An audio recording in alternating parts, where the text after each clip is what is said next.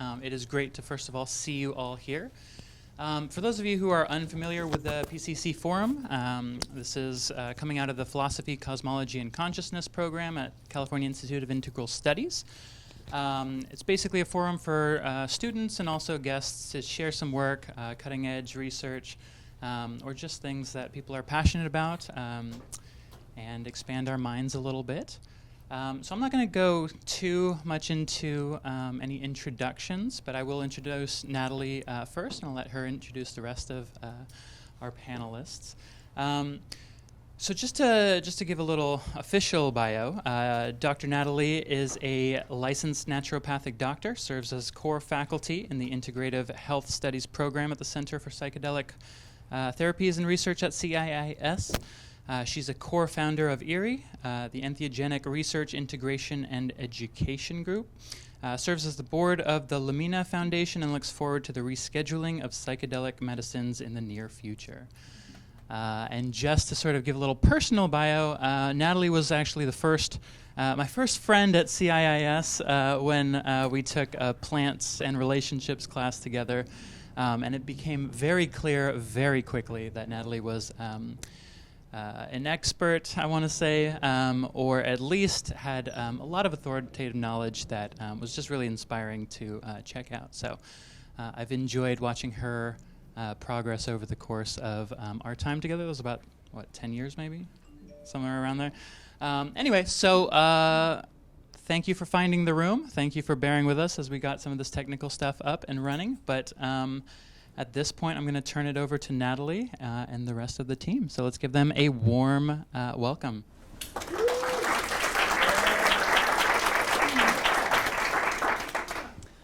So this mic is not for amplification, but for recording, so I'm going to do my best to project. If you can't hear me in the back or any of us, just kind of give us a little signal at some point, okay? Thank you all for being here this evening, and welcome to this final PCC Forum of the semester of 2019. It's definitely an honor and a blessing to be back here in the fold of our PCC crew. I'm a graduate of the Philosophy, Cosmology, and Consciousness program. I graduated in 2014, and the focus of my work was really looking at the therapeutic potential of working with psychedelic and entheogenic allies, if you will.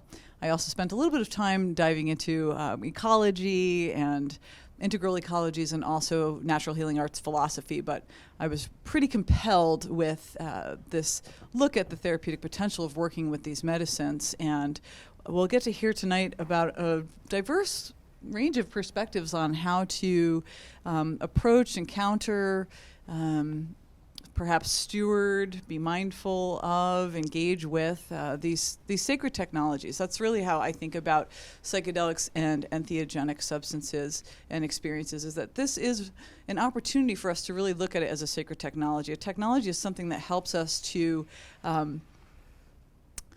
perhaps advance ourselves in some way, shape, or form. It could be an actual tool, a practice, a system. And I call these sacred because I believe that they really deserve reverence and awe and respect. And just like a knife in the hands of a butcher or the hands of a serial killer can have very different outcomes, so can psychedelics. And so my orientation and interest in this realm is to support people to become informed and with information make empowered decisions so that if they choose to engage in psychedelic experiences, they can have ideally a safe and beneficial experience. Let's see, what else do I want to say about that? As Matt said, I teach in the Integrative Health Studies department here. We have a health and wellness certification program. I teach a lot of the nutrition courses and anatomy and physiology and a course called Holistic Medicines and Modalities, which includes a look at psychedelic and entheogenic medicines. I'm very blessed to be part of a university where we can overtly talk about this. We also have the Center for Psychedelic Therapies and Research here. I'm a graduate of that program and also a faculty member and a mentor there. And we have several other people here tonight who are involved in some degree of psychedelic education here at CIIS. And it's a really exciting opportunity to be part of an institution that promotes these questions and these inquiries. I think what I'd like to do is invite each of you to say just a few words about yourself. I could do that, but I'd like you to just, jump in there and speak from your passion. Danielle, do you want us to say hello over here? Good evening. My name is Danielle Negrin. I am the executive director of San Francisco Psychedelic Society, and I was brought to the psychedelic work by overcoming an addiction to pharmaceuticals, and just really dedicated the past few years of my life to psychedelic movement, to my organization, and I'm also part of the founding team of Decriminalized Nature. Just realizing that you don't need this mic, any of you. You have mics. Brad. That is true. Hi, everybody. I'm Brad Burge. I'm the Director of Strategic Communications for the Multidisciplinary Association for Psychedelic Studies, or MAPS. I've been with MAPS. I started as an intern in 2009, editing articles for the MAPS Bulletin, and started on staff in 2011, so coming up on my however many years that is with MAPS. And I am just super excited about this work, kind of from two angles. One, my own personal experience with psychedelics and how they helped me overcome my reliance on conventional pharmaceuticals as well, and then also just everything that we can do to upset and turn over and change our existing medical system. And I see psychedelic therapy as something that could really transform that pretty radically. Thank you. My name's John Hamzazadeh. I'm a doctoral student here at CIS. Just finished writing my dissertation on psilocybin. I was trained within the Mazatec mushroom tradition, facilitated legal psilocybin ceremonies in Jamaica, and totally helping to want to bring this work forward for the world. Awesome. Yeah. It's quite a team up here. I feel blessed to be here with each of you and looking forward to what unfolds over the evening. So just to give you a little bit of broad brushstrokes, we're going to hear roughly 15, 20-minute presentation from each of these panelists up here, excluding me. And Jahan's going to start us off, and Brad's going to help us work the middle a little bit there. We're going to like that. And Danielle will close us out. And then we'll have some time to see what's emerged and what kind of questions we're having amongst ourselves up here. And then we'll open it up for more conversation and dialogue, polylogue with all of you. So thank you. Jahan. Thank you. As I mentioned, I just finished writing 300 pages on psilocybin. There's a lot I want to cover in this 20-minute talk. I'm going to talk really fast. So if a question comes up, keep it in mind for later. All right? So three things I do want to present is to first situate psilocybin mushrooms specifically within an ecological and evolutionary framework. Then present an idea first put forward by Terence and Dennis McKenna that we evolved through a symbiotic relationship with the psilocybin mushroom, and then present why this idea is so important. So first, let's start with what is mycelium?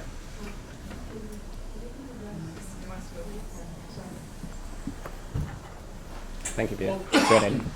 Well, mycelium is a large underground network, which mushrooms themselves are only the fruit of.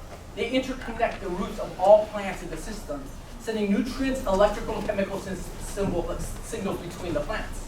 90% of plants on the planet have a symbiotic relationship with mycelium.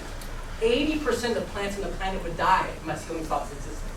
Right? They decompose organic material and break it down to send nutrients throughout the biosphere. They are very much sustaining life on this planet. And it's through such a complex network that psilocybin arises.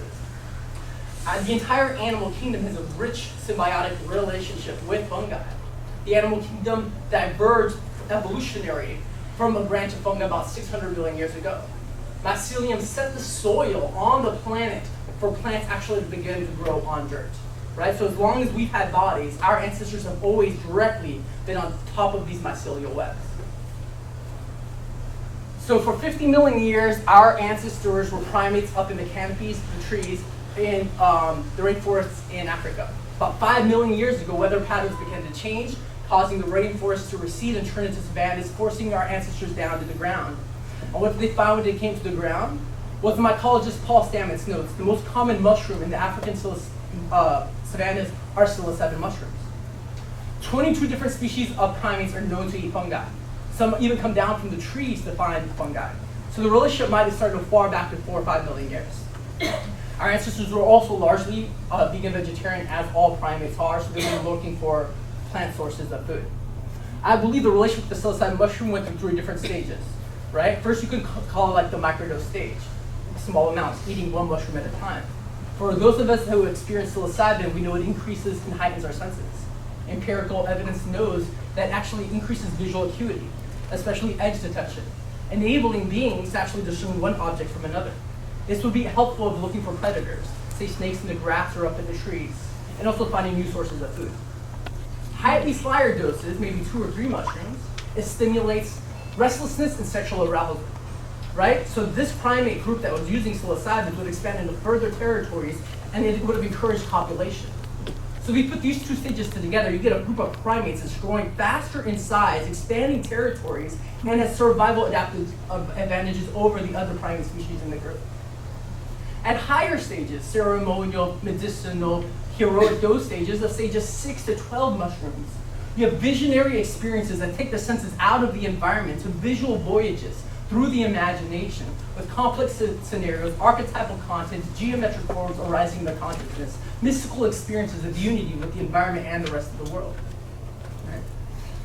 We also do now that, right now empirically, that psilocybin increases empathy and creativity. This also would have helped with group coordination. The philosopher Terence McKenna stipulates that it was perhaps psilocybin mushrooms that actually catalyze the capacity for language in human beings, which makes most of the neocortex, the most newest part of the brain. So what are the neurological and psychological effects of psilocybin? Well, empirical evidence now studies over decades has shown that the personality trait it works with the most is the one called openness, which correlates to adaptability and creativity. I believe this is why it's so important with people with near end-of-life anxiety, right, with terminal cancer. They have the fear of death and their system has closed through this impending doom, right? Well, mycelium in nature breaks down things that have died to create nutrients for the rest of the world, and it's known with them that they have this death rebirth archetype where people are facing their death and that experiences, having internal psychological rebirth, allow them to participate in life again, right? So from the space of openness and relaxation, it's easier to have greater levels of creativity. Again, this would have greatly upheld our early ancestors. The neurological effects are also amazing, and we've only known them for the last 3 to 4 years. It stimulates neurogenesis, the growth of new neurons. The brain actually physically begins to grow. It also stimulates spinogenesis, re-enlivening the dendrites that have atrophied. So in the neuron, the dendrites are the arms from which the synapses take place, right? It's believed this is why it helps depression, because depression can be seen as parts of the brain are no longer in communication or talking. Even greater, it creates hyper-connected brain states, right? So A here is a person in an MRI with a placebo. B is somebody in an MRI study under the influence of psilocybin. So if we put this all together, the brain actually physically begins to grow, heal, and hyper-connects into complex states. And the idea is that this happened for iterations of generations, millions of times over millions of years, giving us the hardware that we now have. So we're able to have mystical experiences, language, mathematics, all these things we take for granted now because the hardware is developed over a long period of time. So there's 2 large epochs of human evolution I would like to discuss, the cognitive revolution and the agricultural revolution. The cognitive revolution was really well discussed by Yuval Noah Harari in his book Sapiens, a bestseller. And the idea is about 70,000 years ago, we begin to find artifacts of intelligence from human beings, including cave art, rock art, tools, pottery, and so at an accelerating rate, we see the etchings of our creativity in the environment. This sits well by a theory put forward by David Lewis Williams, a cognitive archaeologist whose decades was studying the emergence of cognitions in human beings. His idea that shamanic states of consciousness actually catalyze the emergence of cave art. This is important because we can find out why we began to creating art.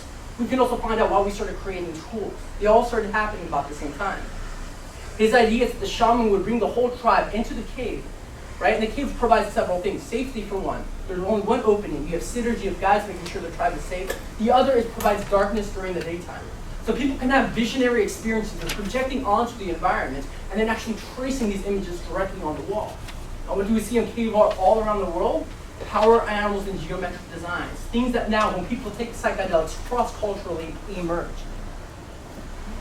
So at some point, our species got creative enough that if you take a whole bunch of mushrooms, you have this experience. So that might have taken a while, but the idea is that for millions of years, we took smaller doses and then got the intelligence to just save all that and go in really deep. That, again, enhanced our cognition greatly. So how did this end? This thing that perhaps was the emergence of creativity and perhaps the origins of religion itself. Well, I postulate it was the agricultural revolution. About 10,000 years ago, our species made the connection that seeds turn into plants and trees. Right? So we have the ability now to settle and grow mass amounts of food and feed populations. The shadow is we're no longer foraging for food, taking the rich array of chemicals that nature grows in the environment. There's no reason now to be experimental or take risks. They're also adding the great benefits that come with those. So over generations, whether it be hundreds or thousands of years, we naively lost connection with the plant world. But not everybody lost this connection. About 20,000 years ago, there's massive migration from Northeast Asia all through the Americas, with tribes settling in North, Central, and South America, which is rich with psychedelic plant life and fungi. The Mayans have mushroom stones that date back about 180 of them, date back to about 3,000 BC. The Aztecs, who were influenced by the Mayans, were also known to use mushrooms. So when the colonizers came from Europe, there's about 7 different clergy members that write about mushroom use in the Americas. Notably, one wrote at the coronation of Montezuma II, the leader of the Aztec Empire, the largest empire in the Americas. At his coronation, everybody was taking mushrooms. There's 65 million people in the Americas at the time. This is akin to saying at the inauguration of the US president, everybody's taking mushrooms. You can infer then that millions of people were taking mushrooms in the Americas. Their clergy wrote that they would like to eradicate this tradition, right? So they burnt down the temples, they destroyed the text, they erased the history, killed their identity, with the hope of converting everybody to Catholicism. They saw these people as savages, and this was a form of devil worship. And it largely worked. But thanks to tribes like the Mazateks, that we still have these lineages that carry forward. Right? The Mazateks see themselves as descendants of the Mayans. And I believe they survived complete colonization for 3 predominant reasons. One, they lived in remote areas in Oaxaca, New Mexico, up in mountains, hard to get to. The second, most importantly, is their matriarchal tradition. It's generally women that lead the ceremonies privately in the house. The people that came from Europe were a patriarchal culture. They believed only men held positions of spiritual authority, and so they tried to eradicate most of the male shamans. Third is the integrated Catholicism, right? So they let go of their earth-based symbols and cultures and integrated the Lady Guadalupe and Jesus Christ as an outward symbols. So they were able to keep on the mushroom tradition, even though with a great loss, it was able to survive to this day. There's about 30,000 Mazatec people still alive. I was able to go to visit them early this year. And so once you enter the main city center, like from the main road, there's a 12-foot statue of a mushroom with Maria Sabina welcome you in. The second picture is of her gravesite with mushrooms there. At the city central, the main area, there's about 12 large mushroom murals. And it starts in contrast to our society that's scared we decriminalize and legalize substances like mushrooms, there's going to be mayhem. And these people are living in harmony with themselves, each other, and the environment for thousands of years. And for many of us, though, it's because of them, with Gordon Wasson and Maria Sabina, that we are even aware of psilocybin mushrooms. So I want to contrast this idea with other theories of human evolution so we can really see the significance. The 2 main leading theories are that it was a feedback loop between our consciousness and technology that enlarged our brain. That we created tech, enlarged our brain, we created even more complex tech that enlarged our brain. Quickly breaks down because by the time of the cognitive revolution, our brain was already fairly large. Tech has been accelerating at a rapid pace, our brain size has not been changing. The second leading theory is that we begin to cook food with fire, creating an external stomach to digest our food outside, freeing the energy of our body to come up and grow our brain size. Well, now we have more free calories than ever before. The brain size is not changing, but our stomachs generally are. So the idea that mushrooms came before this, right? These were the catalysts first to see the creativity in the environment, and doesn't contradict that these were major shifts in human evolution. It complements them. It says something more foundational took place. I've been looking at this idea for 16 years. I first heard Terence McKenna's book at 19, I'm 35. I've not come across one single worthwhile contradiction to this entire theory, which still has me working on it. It took a while to even find a published counterpoint. And there was one recently published by Dr. Andrew Weil in Paul Stamets' new book, Fantastic Fungi, that came out in this August. And Andrew Weil, the MD, states that tripping would have made our species vulnerable. Several responses to this. One, we already sleep 8 hours a day. We're laying there unconsciously. That makes us far more vulnerable. All life rests, and it has continued to flourish now for billions of years. Primates generally are socializing 35% of the time, grooming each other. So this idea that we are on edge at every moment of our evolution and we wouldn't survive is just inaccurate. As I mentioned, there's evolutionary benefits to eating psilocybin. We did eventually create ritual containers within a tribe. Like we've always existed in a tribe, whether in primates or in human form. There's places like caves. And the best response is that most animals actually chemically alter their consciousness. Great body of work by UCLA psychopharmacologist Ronald Siegel. and Italian ethnobotanist Giorgio Samorani, right? They've concluded that 93% animals in the animal kingdom alter their consciousness through plants and fungi. So much that Ronald Siegel actually calls it the fourth evolutionary drive of evolution. So after sex, water, and food, if a plant is an organism able to alter their consciousness chemically, it will. Because there's amazing benefits. It breaks it through more patterns and is able to see new things and connections in the environment. So I quickly want to end this with just 3 more points, but first this title is Psychedelic Revolution, re-evolution, to re-evolve and realign with our natural way of evolution. I think this involves understanding psychedelics within ecological and evolutionary context.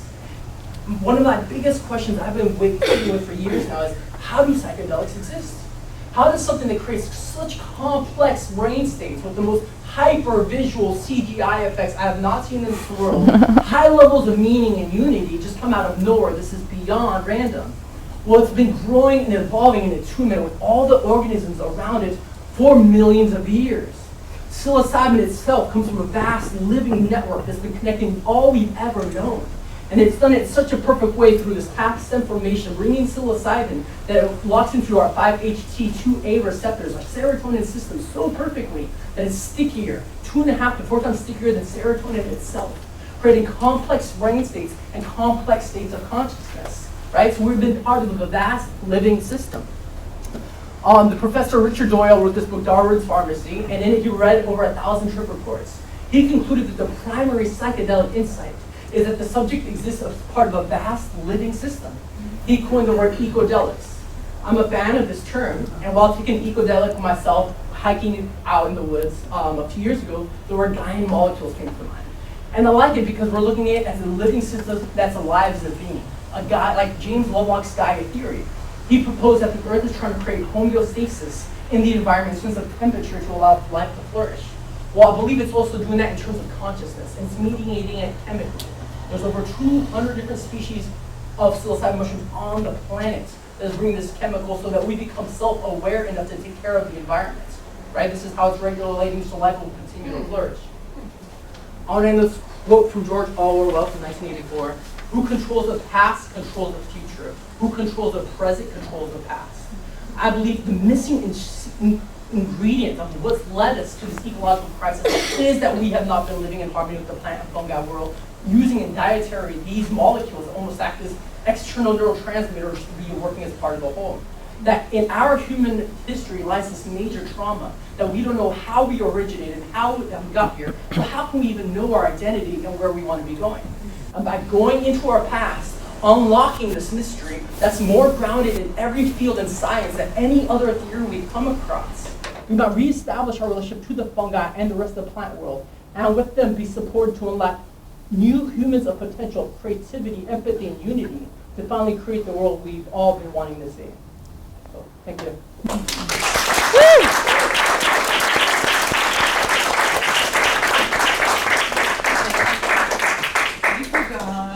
Wow. Awesome. Wow. Again, if you have questions out there, which I imagine you might, just try to make note of them, and we'll have some time to explore. Wow.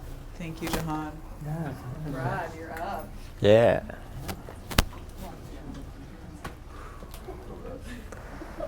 Thanks for that. Thank you. Yeah, wow. Thank you so much, John. That was amazing. Yeah, such a clear speaker and so well presented. So let's see. All right, cool. Thanks, everybody, and hi to everybody who's joining us from online. I won't be able to pull them, but I'm curious if those in the room, how many are part of the CIAS community, students, teachers, and how many came in from outside? Just awesome. Wow, cool. Great to know. Okay, cool. So again, my name is Brad Burge. I'm with the Multidisciplinary Association for Psychedelic Studies, or MAPS. How many of you have heard of MAPS or know about MAPS? Cool. So I can kind of, great, move a little faster. That's great. So yeah, what Johan was just talking about was just an exceptionally broad, like so much time, so much space in how these medicines can, and these drugs, these substances, however we categorize them, can work with human evolution. I'm going to focus on one tiny little corner of what might be called the psychedelic revolution or evolution. And I want to emphasize before I start that while MAPS is focused on clinical trials and medical research and framing of psychedelics in this very sort of mainstream, digestible way, that we do appreciate, and our broader mission is actually to support the safe uses of psychedelics for any purpose whatsoever, beyond just therapy.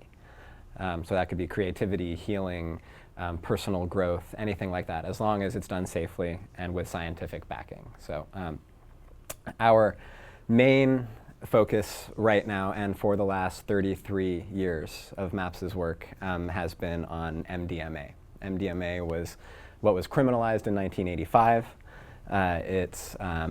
It was the inspiration for Rick Doblin to found MAPS in 1986, recognizing that the route to making psychedelics more accessible through any sort of political route, so asking Congress or getting elected representatives to change the laws or just to change the war on drugs, wasn't going to work. These representatives weren't listening to science and they weren't listening to research. So what do we do at that point? And Rick was like, well, what do Americans love? Drugs. And they love legal drugs, especially. So let's go the FDA drug development route. Because once the FDA, a federal agency, says that a drug has a medical benefit, at that point a drug needs to be removed from a schedule. So our main focus right now is MDMA-assisted psychotherapy for post-traumatic stress disorder. MAPS is a nonprofit. It's a 501c3. We've done everything that we've done from individual donors. We don't have any government funding for psychedelic research. That has never happened until actually very still no US government, but the Israeli government is going to be coming in with some contributions to support some conflict resolution psychedelic therapy work that MAPS is going to be working on soon. Happy to talk more about that afterwards. MAPS is, so again, our main focus is MDMA, and we've already obtained a generic name for MDMA. One thing that most people don't realize, I think, is that MDMA is going to be a generic drug once it's approved. It was first discovered in 1914, so long after psilocybin mushrooms were discovered. But it is based on chemicals found in naturally existing plants, specifically mescaline. That may have been why the Merck pharmaceutical company was interested in it originally, or they may have just been looking at drugs that they thought could stop or help with blood clotting, which is what they were looking for with MDMA. So its generic name is going to be midomethamphetamine. That's just an approved name. It'll also have a brand name once it's approved. For the first 3 to 5 years after approval, MAPS will have what's called an exclusive right to market MDMA. That's granted to any company that's the first to make a drug into a treatment for any condition. So MDMA has never been approved for anything before. And as a result, MAPS will be the only one for the first, actually it's 5 to 7 years post-approval. After that, any company, any drug company will be able to manufacture and sell generic MDMA. MAPS will remain the certifying body, though, for therapists. And I'll get into a little bit of that in a second. I think a key thing to talk about, I talk to a lot of media and a lot of people who are just learning about this work for the very first time. There's misunderstanding often if people read just the headlines that, well, you know, of course you're developing MDMA into a drug. If people take MDMA all the time, they're going to be happy. Of course you're healing their PTSD. But aren't they addicted to MDMA now? They're taking MDMA all the time. That's a simple misunderstanding that this is going to be just another regular everyday treatment. I think a key thing to mention in conversations with folks is that this is a treatment that people only receive a few times. In the context of these clinical trials, it's only 3 sessions of MDMA-assisted psychotherapy. The point being more to get people off drugs than to get them on another pharmaceutical regimen. MDMA-assisted psychotherapy always involves trained and licensed therapists. once MDMA is approved, MAPS will be the certifying trainer for licensed therapists in order to be able to administer MDMA-assisted psychotherapy. That's a requirement of the FDA, by the way. One of the things that the FDA has it's called a risk evaluation mitigation strategy, and that's for the introduction of new drugs to market. They want to see that any risks associated with bringing those drugs to market are going to be handled, so looking at public health, and part of that is therapist training. So here we are in 2019. Our phase 2 trials started in 2010 and concluded in 2017. All of those results have now been published in the Journal of Psychopharmacology. We're now in phase 3 trials. That's the last phase of research that the FDA needs to see before deciding whether to approve a drug or a device. 200 to 300 participants. We're approximately halfway, our first half of the first half of those phase 3 trials. So still planning to wrap those up by the end of 2020, collect and analyze the results after that. We have 15 phase 3 sites spread out across the US, Canada, and Israel. 2 in Canada, 2 in Israel. We have 2 here in San Francisco, 1 at UCSF, and 1's a private practice site in the Castro. We didn't have any phase 2 trial sites here in the Bay Area for PTSD, so it's exciting to be able to have those now. Breakthrough therapy designation was something really, really super special that we got from the FDA. It's like getting extra credit on your assignment from the FDA, where they say not only can you move into phase 3 trials based on the results that you've gotten, but also we're going to say that this treatment represents a potentially significant advance over what's already available for PTSD. In the case of PTSD, that's sertraline or paroxetine, Prozac, and Paxil, antidepressants. That's what's approved for PTSD now. MDMA, if approved, would be the 3rd drug to be approved for PTSD and in association with psychotherapy. So breakthrough therapy designation really catapulted the visibility of our work. Also now 2 other organizations have received breakthrough therapy designation for psilocybin-assisted therapy. One is a for-profit and one's a non-profit, USONA Institute and Compass Pathways. One is treatment-resistant depression and one is general depression. And we're still expecting approval in 2021. That is if the phase 3 trials go anything remotely close to what we saw in the phase 3 trials. So I'll just mention those results because they're pretty exciting. So MDMA-assisted psychotherapy is a 12-week course of psychotherapy. In the case of the clinical trials, once it's approved, that could be shorter. We use 2 therapists. Once it's approved, might be able to just use 1 therapist. During this 12 weeks, there are three times where people receive MDMA-assisted psychotherapy. It's a full day session. They come in the morning and they receive a single capsule right there from their clinician. They then stay the whole day and then stay the night and go home the next day. Then there's follow-up visits, and then the whole thing is repeated 2 more times. So we found in the phase 2 trials, that's 107 participants, US, Canada, Israel, Switzerland, 6 different trial sites, that after those 3 sessions, more than half, 54%, didn't have PTSD anymore. So more than half didn't have PTSD anymore. That's different than saying more than half saw some benefit. Actually, almost all saw some benefit. Almost all saw some reduction of symptoms. There are no treatments in existence where you get that kind of result for PTSD, and that's really not an exaggeration. A year later, with no further sessions, that number 54% went up to 68% without any further treatments. People kept getting better. Some continued psychotherapy, some didn't. Many stayed off their medications after tapering off for the MDMA treatment, but that number went up to 68% a year later. So something internal has changed.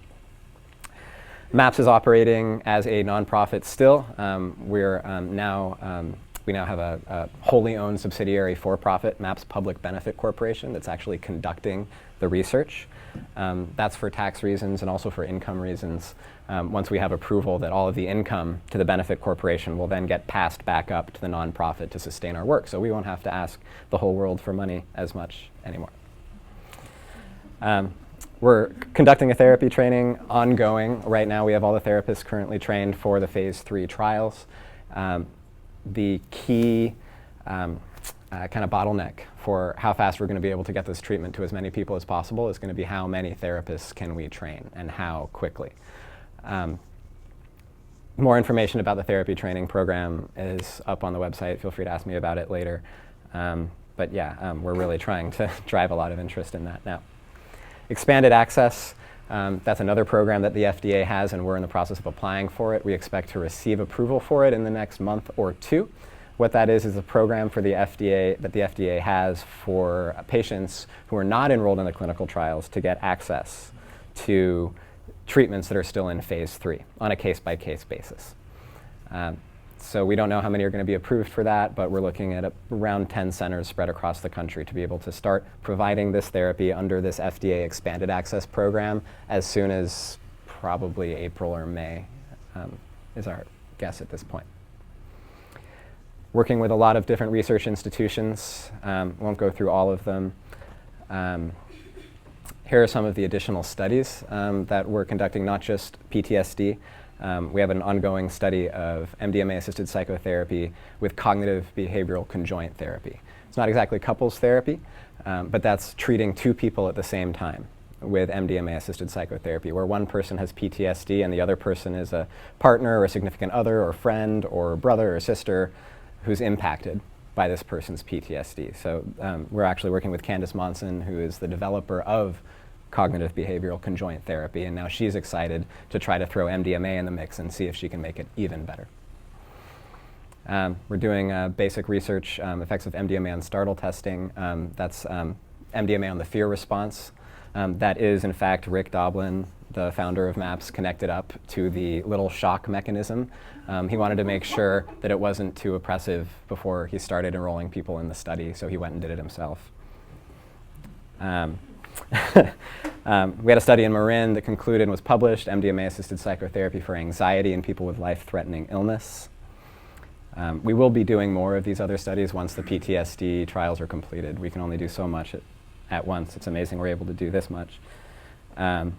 MDMA-assisted therapy for social anxiety in autistic adults, that also went well. Results also published, justifying some further research there. That's the treatment of social anxiety, not the treatment of autism, to be very clear. Ibogaine is going to be our next major indication once we are through the MDMA-assisted psychotherapy for PTSD research. There is such an epidemic of opioid abuse and addiction in this country and everywhere, and there's really strong evidence that Ibogaine-assisted therapy could help with that. So we really want to focus on that. We're actually in the process of developing a protocol, looking for researchers, looking for a source of Ibogaine, and so on. Keep an eye out for that. Ayahuasca-assisted therapy. We're also developing a clinical trial protocol using ayahuasca and addressing all of the complexities there.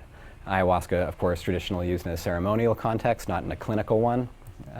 It's likely an ayahuasca clinical trial will not take place in a sterile clinical context and will incorporate some of the ceremonial elements as well. Our marijuana study, that is concluded. We're analyzing the results right now, and that paper will be published soon. That's actually the first ever trial of smoked marijuana for PTSD, done under the FDA drug development guidelines. There are no other trials that could potentially ultimately lead to cannabis being approved by the federal government. That is whole plant cannabis. There's all sorts of isolated cannabinoids and synthetic cannabinoids and non-smoking delivery systems. But as far as the smoked plant, this is the first trial that could actually lead to that. The Zendo project is very much beyond our research, but it's our way of acknowledging that people are and continuing to use recreational psychedelics or psychedelics in non-therapeutic contexts. We bring the Zendo project, which is our peer support program, trained volunteers and staff to festivals all over the world and work directly with event production staff and with medical personnel and with law enforcement to make sure that people who are having difficult psychedelic experiences and aren't in a medical emergency can be brought to us and we can take care of them rather than being sent to the hospital for involuntary additional drugging or to jail, causing further trauma. Stuff is changing really fast. This is actually from a couple years ago. There's reason to think that these numbers have changed, is that actually when you poll people, over half of people would try psychedelic therapy if it were approved. Over half of people support it.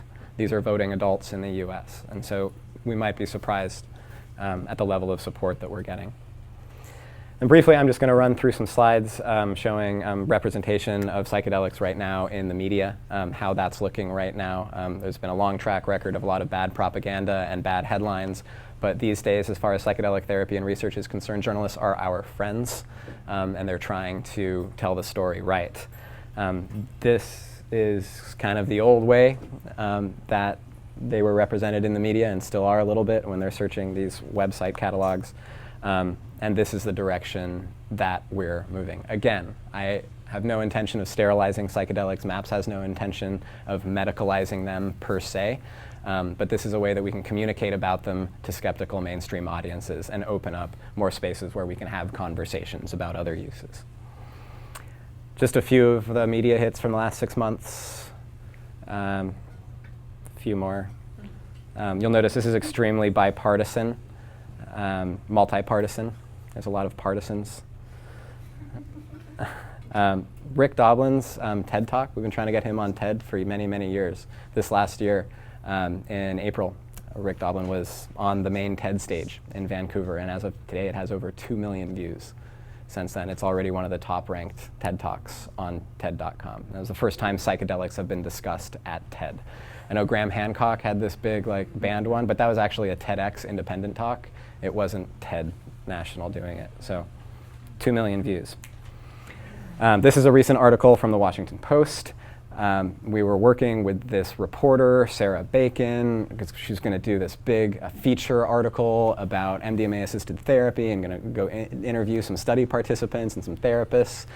She didn't end up including much from us because she ended up taking it herself, seeking out MDMA-assisted psychotherapy herself for some issues that she was having related to a life-threatening condition. Highly recommend this article. And it's her story. This is a feature writer for the Washington Post. Sarah Bacon, yeah, as in breakfast. Bloomberg Business Week had a great feature on our fundraising efforts at Burning Man. We've been very successful there. I wouldn't agree with the creation of the graphic itself. I might not make this one with Rick Doblin running on ecstasy all the way up to the man. But I think it's highlighting both how mainstream psychedelics are becoming and how mainstream Burning Man is becoming. Michael Pollan's book, if you haven't checked it out, that has totally changed things. Michael Pollan, one of the most respected, or well-read anyway, journalists in the world, really speaking positively and having his own experiences here. Our Psychedelic Science Summit just took place in Austin. 800 people, sold out. First time we've had a conference in Texas. Tim Ferriss was there. He interviewed on stage one of our researchers. That podcast is now up, all about how to become a psychedelic therapist. And we're at CIAS, so a lot of people might be interested in that.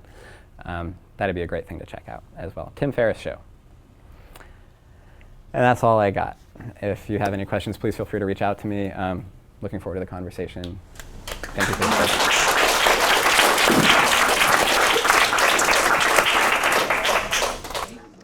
Good evening. Thank you, Brad, for that awesome talk.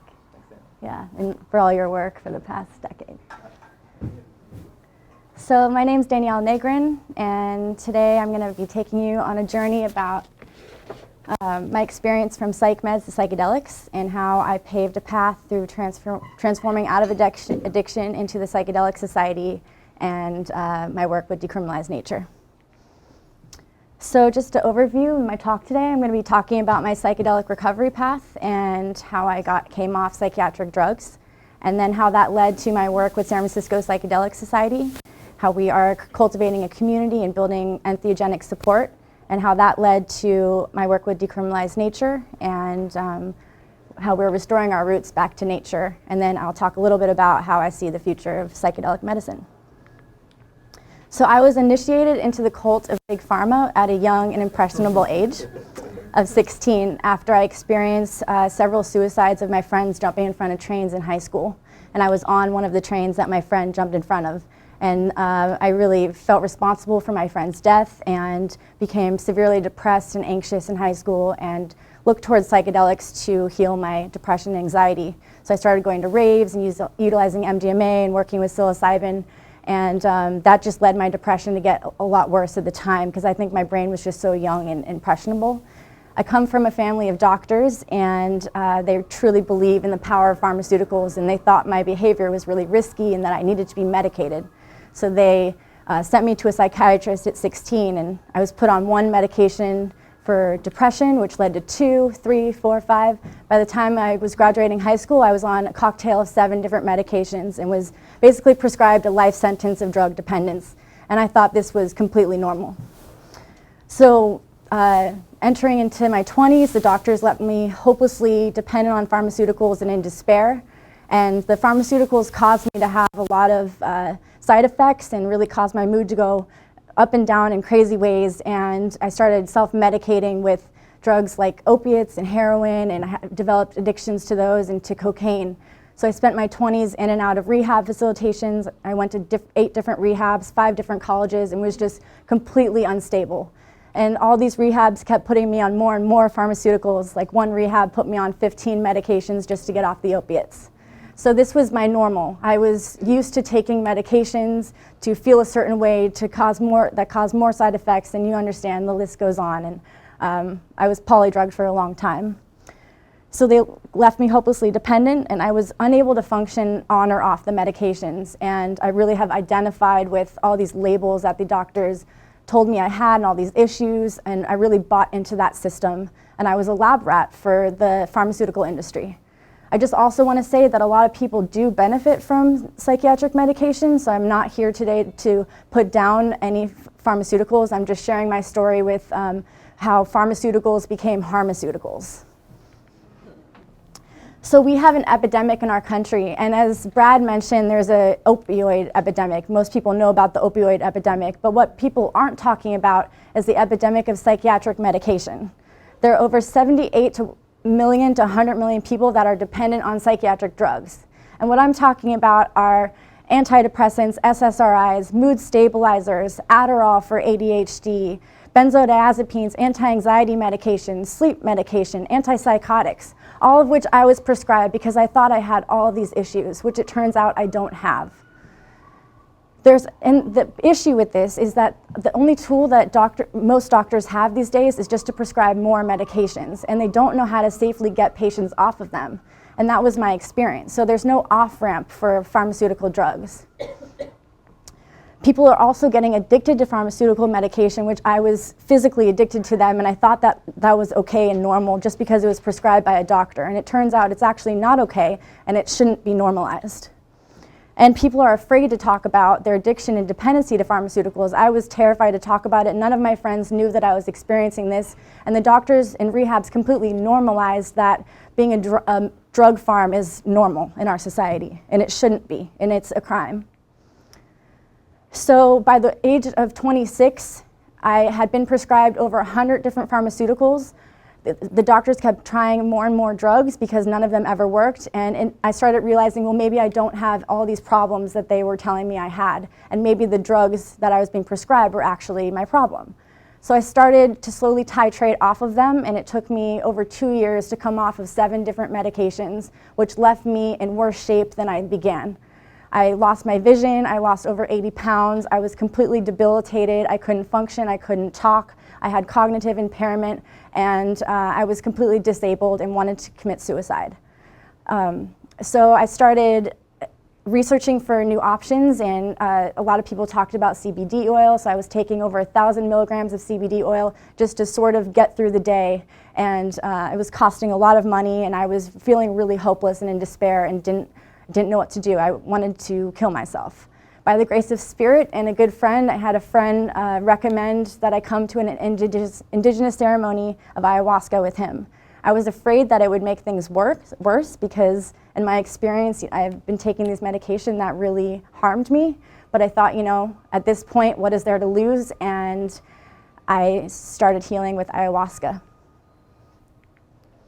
So ayahuasca in the first ceremony was extremely challenging, and it caused me more withdrawal symptoms in the ceremony. It was extremely painful in my body. It was very purgative, and I had a lot of shaking and cognitive issues. But when I came out of the ceremony, it completely snapped me out of withdrawal, and I did not need to take CBD oil anymore. So I started working with this plant medicine, and I finally found that I had a pathway out of addiction for the first time in my life. The hardest thing for me has been able to learn how to live my life without having to take something every day. So beyond the physiological healing that ayahuasca provided, it's been a new journey to really change my mindset on how to approach these medicines and approach my life without taking a substance. So through working with ayahuasca, I really came home to myself, to who I really am in my body after being so disintegrated and lost for so long. I had always identified with being on pharmaceuticals since such a young age, which completely changed my life and changed who I was. And now I'm rediscovering who I am through the work with plant medicine. So I started diligently working with ayahuasca and going to about a ceremony a month, and I realized I was repairing my brain. And as Jahan was talking about, creating new pathways in the brain and learning how to live without pharmaceuticals. I also found that entheogens are not a quick fix. They're hard work, but they are addiction interrupters and can provide people with a new life. And my work now is really inspiring people that are having issues with pharmaceuticals to let them know that there is a path beyond that. And at that time, I did not know that that was possible. I thought I was going to have to take psychiatric drugs for the rest of my life, and that's just not true. Another part of ayahuasca is that it's really produced introspection and reflection and revealed things that I had to work on, whereas pharmaceuticals just numbed the pain. They were a Band-Aid, and they really did not provide any healing or work. It was just taking substances every day just to maintain some type of somewhat normal. So now I practice targeted abstinence, and I come from a 12-step tradition, which is practicing abstinence, meaning abstaining from all drugs, except in the 12-step program, they do allow people to be on psychiatric pharmaceuticals. They don't allow people to take psychedelic medicine. So I haven't felt as called to be a part of the 12-step program, and I now practice targeted abstinence, which means I abstain from the drugs that are challenging and hurtful to me, but I am okay with the drugs that are healing and helpful. So the founder of the 12 Steps utilized LSD for his recovery, and no one talks about it. The Santo Daime Church, which is a legal ayahuasca church, has utilized ayahuasca for decades to treat addiction. We are breaking the mold of how we view addiction treatment, and I want to be a big part of that.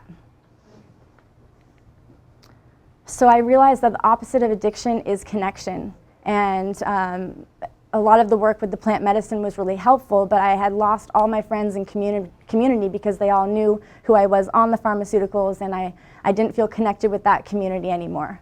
I was disabled from getting off all of the drugs, and I've been part of this psychedelic recovery program that really encouraged me to start to volunteer and get involved as a way to heal myself.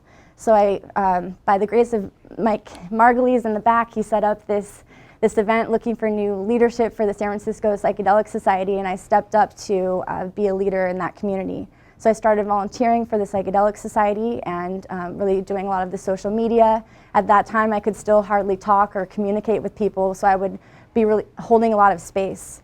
I attended an integration circle with Erie, and as a way to find other people that I could share my recovery story with, and find other people that drank ayahuasca, and it was helpful, but something that was missing was finding other people that were also going through addiction recovery that could really speak my same language. And that's what led me to starting the Psychedelic Recovery Network here in the Bay Area. So I started Psychedelic Recovery, which is a support group for people utilizing psychedelics to treat addiction, alcoholism, and dependency to substances and behavior. And the group happens around once a month in Oakland, and we were doing it in San Francisco as well. And I also facilitate a group called Psychedelic Therapeutic Use Peer Support Group, which is for people that are using psychedelics to treat OCD, depression, anxiety, and PTSD. It's just a new form of an integration circle where like minds can come together that are really bonded on either mental health issues or addiction issues, and cultivating a safe space to connect on that and share best practices, what's working, what isn't working, and the challenges that we're all seeing, and what psychedelic medicine can do to help us. So now with the support groups, we're assisting 80 to 120 people a month and around 1,200 people a year with these circles. And it's my intention to continue to grow these circles and hopefully spread it nationwide so that the psychedelic recovery will be as normalized as the AA and NA are within our community. So we're helping people overcome adversity is really our shared mission, and through experience and like minds, we can really change the world together. So we are providing an alternative to AA and abstinence-based programs with psychedelic recovery and targeted abstinence-based programs. The biggest thing I realized with my work with the Psychedelic Society is the impact to change lives. And I now feel that as human beings, we have a responsibility to help those around us. And if it's not already instilled in people today, I really do think we all have the power to change each other's lives and support each other, both locally and globally. And I really recognize this global impact that mindset has had with my work with decriminalized nature. So I'm part of the founding group of people that wrote a resolution that was passed on June 4th to decriminalize all Schedule I entheogens and fungi in the city of Oakland. So this resolution decriminalized over 2,000 plants, predominantly ayahuasca, iboga, ibogaine, psilocybin, peyote, San Pedro, and DMT. This measure allows people to gather, grow, and gift medicines, and it's the lowest priority for the police. It does not allow for commodification or sales, which is important in this resolution, that it was really community-based and not focusing on commodification. I do imagine that sales are inevitably on our horizon as we are a capitalist society, but at this point we're really just working on decriminalization and getting us back to our roots with nature. We believe it's a birthright to have a healthy relationship with nature. This opens the door for greater access to healing and without preventing doctors to be gatekeepers. As I think that the work that MAPS is doing is incredibly important, I do have trauma from the medical system, and there are going to be many people that feel grounded and safe and going to have a psychedelic experience in a doctor's office. I do think there's a group of people that would prefer to do their own healing and access indigenous healing ceremonies, so I'm hoping that the decriminalization will pave a path for that. And that I believe that decriminalization and medicalization should and can coexist at the same time, and we should be able to support each other's missions. So we are a platform for indigenous voices, and we think that indigenous voices are the most important in this measure because they've been carrying these medicines for thousands of years. This opens the door for greater access, equitable access, inclusion, and diversity in the city of Oakland and beyond. So this measure has been spreading like wildfire, and there's groups popping up like mushrooms all over the country. There's over 100 cities right now that are working on decriminalized nature at the local level. And what it took for us was we had to get the sponsorship of a city council member, and Noah Guile, the city council member of Oakland, ended up having a grandmother who was a curandera with mushrooms, and so he was surprisingly very supportive of this measure, which was very unique. And so we had some back and forth with the police, and it took about 6 months to pass the measure, and we had unanimous support with over 8 city council members. As there are these decriminalized nature efforts happening across the country, there's Santa Cruz, there's Boston and New York and Portland and Berkeley working on it, and we're helping out with San Francisco.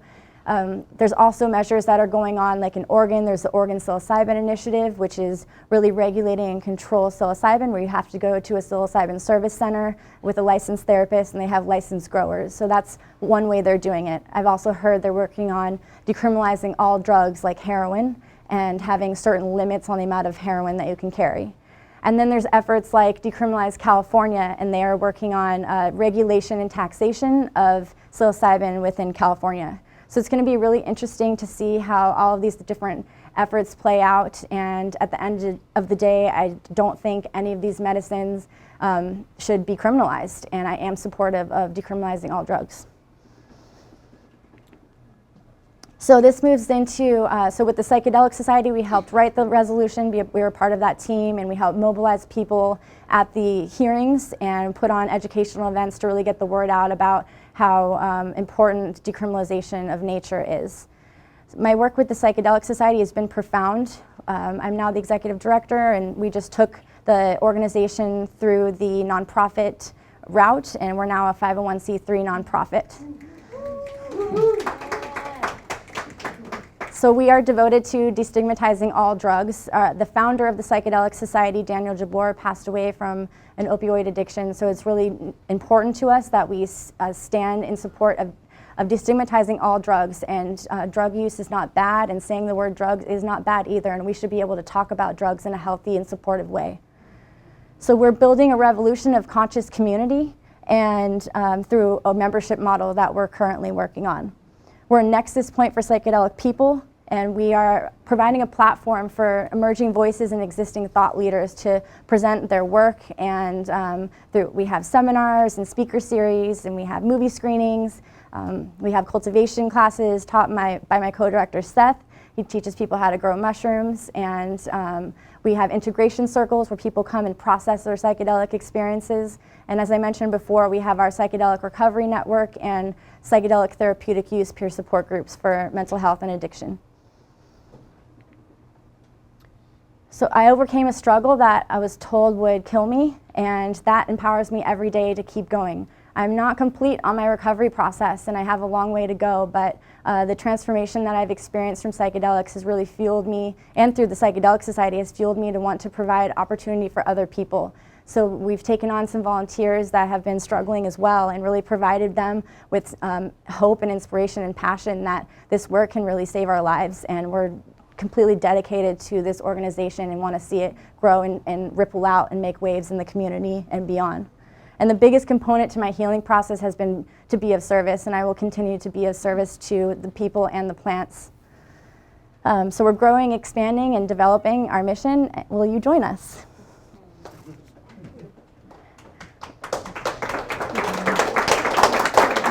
We will join you. So just briefly, what's next? I do see eventually statewide legalization will be on the horizon.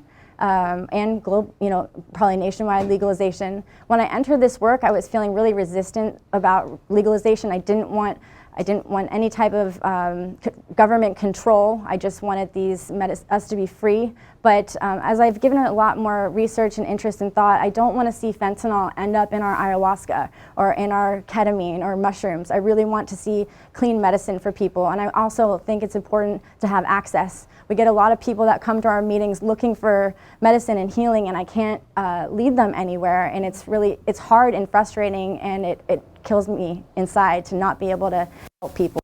But that's just where we're at right now. So I do see someday having a barcode and people being able to access these medicines. So we're currently creating a hub for all things psychedelic, and it's this place called in Oakland called The Haven, where we're creating a home for psychedelic people where you can come and have tea and have breath work and come to our events in different circles. And I've seen these community centers as the new horizon for where psychedelics are going. And there's also a ketamine clinic there that's offering low-income ketamine, just a plug to Sage Integrative Health, Sage Institute, and MAPS is hopefully opening up some offices there. So it's exciting times.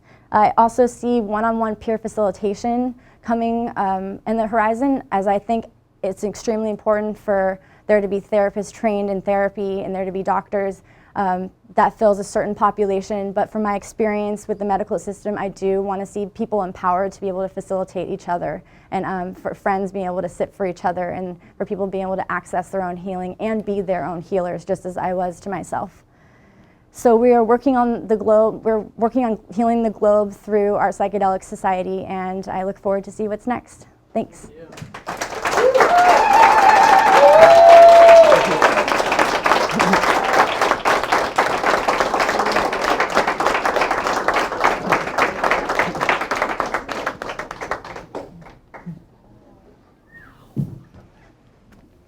Wow. Thank you to each of you. That was amazing, and such a wonderful gift to have such a diversity of perspectives and life experience, and all this good juice in the room.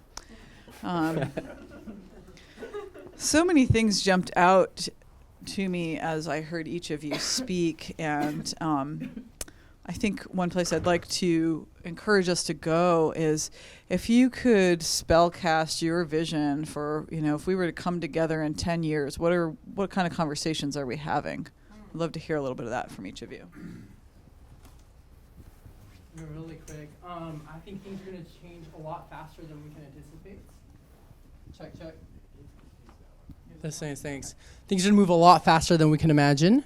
I think after legalization, we're going to see hundreds, if not thousands, of clinics opening, and that's going to inspire the rest of the world that happen very fast. And I can only imagine the type of insights people are going to have in those experiences.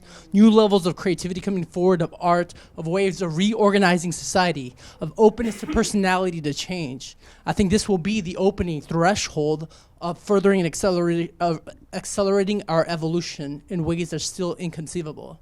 Right? Because it's going to be unlike anything that's ever happened in the past. So we can look at past patterns of humanity, and it might be something that supersedes anything that's come before.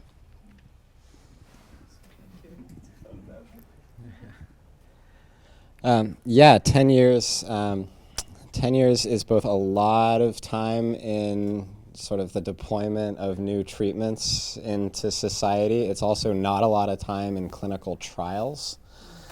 So in 10 years, we'll have presumably MDMA-assisted psychotherapy approved, psilocybin-assisted therapy will be approved for probably several conditions by then. I look forward 10 years and I kind of ask, well, what kind of problems would I like to have in 10 years? Because there's always going to be problems. So what kind of problems? If we're trying to find out how to get psychedelic-assisted treatments for therapeutic uses to more people faster, if accessibility is the main problem, if making sure that our classrooms for therapists are big enough to hold all of the therapists who want to be trained. So there's going to be scaling that's taking place, I think, in just the field of psychedelic therapy. It's going to be a field of psychedelic therapy. If you look back to the 1950s or 1960s, psychedelics were like the next big thing. If you talk to psychiatrists who are in their 80s, they'll often remember this. It was like the next big thing, and then overnight these things disappeared. So we could get to the point where this is a whole field of treatment and therapy. We've got networks, we've got industries, and all of the associated problems with having networks and industries.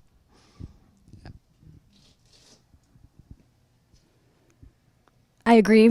I do think that we're going to see it kind of grow really quickly. I think that I would like to see psychedelic models for business, not business models for psychedelics, as this movement grows.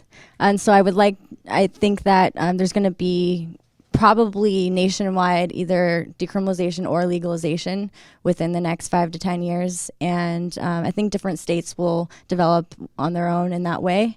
And I think it's also going to have an impact on the pharmaceutical industry, or I'd like it to see that happen, and also on our planet. I hope that with this global awakening, it will, our water will get cleaner and less animals will die, and that it will, we're going to see an ecological change as well from the insights and impact that people are getting from these medicines, and it will hopefully ripple out in a beautiful way for our the state of our world, and hopefully it will start to heal our government and things that are happening on this earth.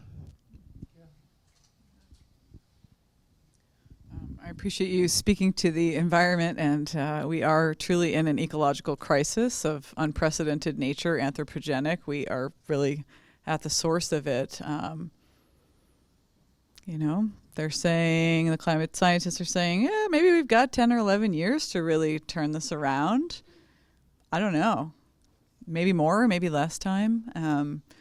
But one of the obstacles I see to that is just the need for this mass shift in consciousness. And, I invite us to all just consider the privilege that we have to be sitting here in this room together, right? To be in San Francisco, to be, probably clothed and fed. It's a lot different when we step outside into Soma here. And so I invite us to also consider the responsibility that comes with privilege.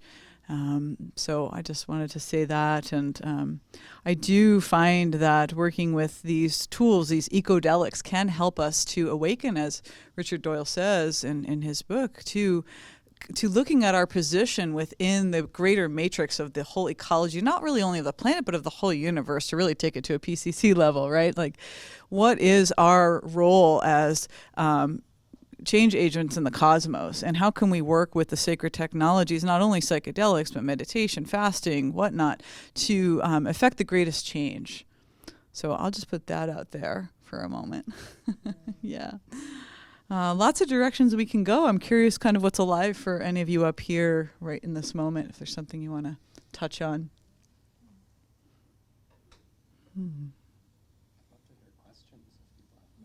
Yeah, we can do that.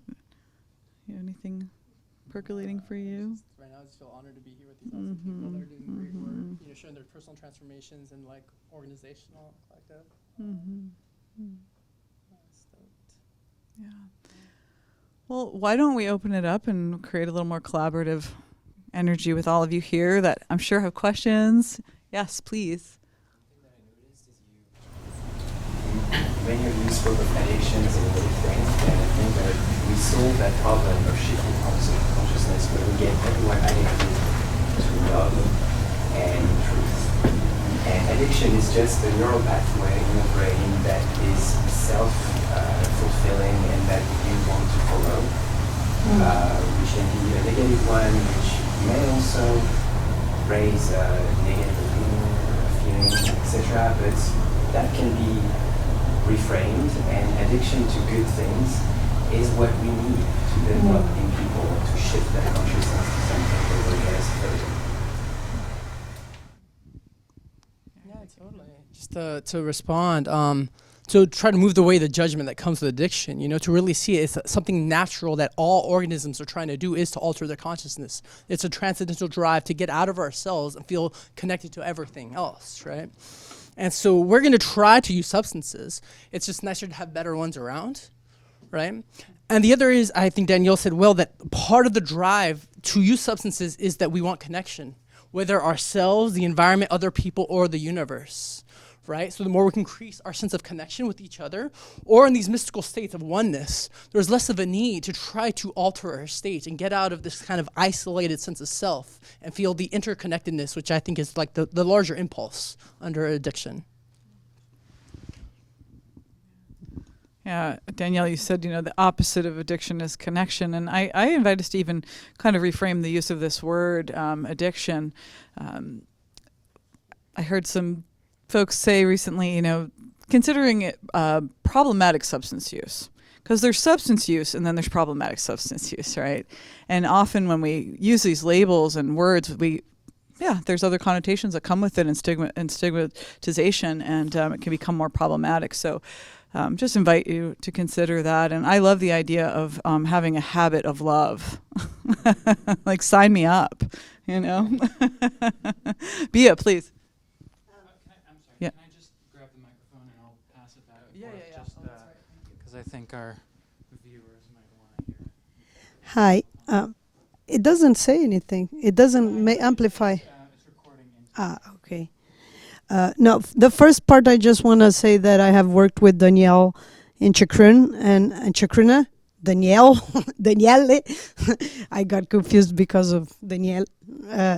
In Chakrina, and she is doing really amazing work, and the Psychedelic Society of San Francisco has been a real blessing in this Bay Area, although I do want to protest that we should also do events in the city and not just in Oakland.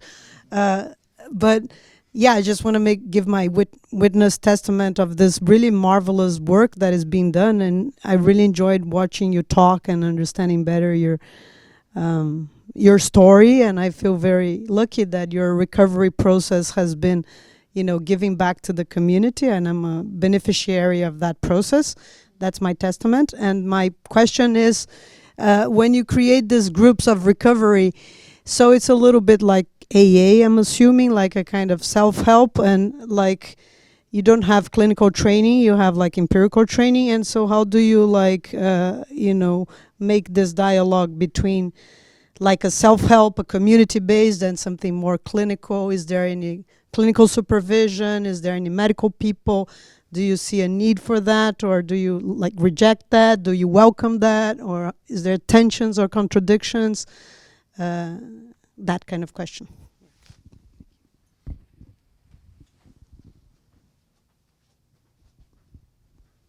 Well, thank you for your question, and I have really enjoyed working with you as well with all the different projects that we've done. We don't reject any medical help or clinicians. We rarely see them come to our circles. I lead the circles, and it's peer-led, and it's really people coming, share their experiences. It's similar to AA, but without any steps, and it's very community-based, and people just come and share their stories and ask questions from the community, like what's working, what isn't working, and I think it would be great to have more medical physicians come and check out our groups and see how it's really helping people. From all the groups that I facilitate, the strongest group is the recovery group, because the most people come back every month and they want to see the group happen more. So I would like to see the groups grow in a way where it can be a lot more consistent. And I don't necessarily see a need for a therapist or a medical physician to run the group, because it's just such open format and really people coming to share about their experiences and inspiration and hope. I just want to touch on that a little bit. I think that there is a tendency to kind of polarize a little bit and to say, oh, clinicians have this particular arena that they should be in, and peer or lay people have this, and I think that that's potentially a destructive position to hold and divisive. And there's so much wisdom, within this room, within the community at large, that leaning into each other for support where we maybe are a little less developed, and calling forth the strengths that we have, I think is an important piece of any emerging, growing, evolving community, but very specifically in the psychedelic community. I think it's a really important thing to name that we have an opportunity to really ally together here, and we're all surfing the same wave that's moving in one big direction. So I just really want to put a call out there to all of us to really consider the potency of being allies, and to be mindful of the energy of divisiveness that does exist, sadly, in some parts of any community, really. Yeah. Question back there, please. Please wait for the mic.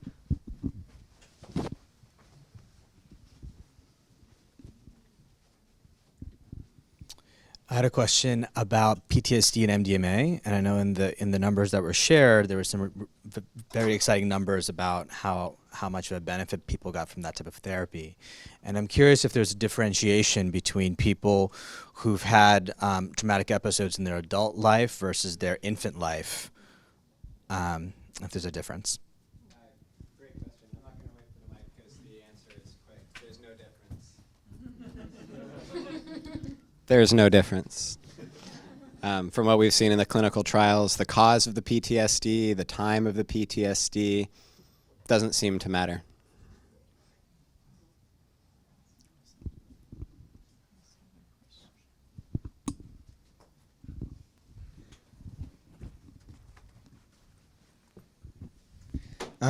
So the way in which our society is structured right now puts most of the resource and most of the wealth and most of the power into the hands of few. And I just want to emphasize the phrase that Danielle used, I'd never heard before, and it's just like I keep repeating it over and over in my head, is this: we want like psychedelically informed businesses rather than businesses informing psychedelic use.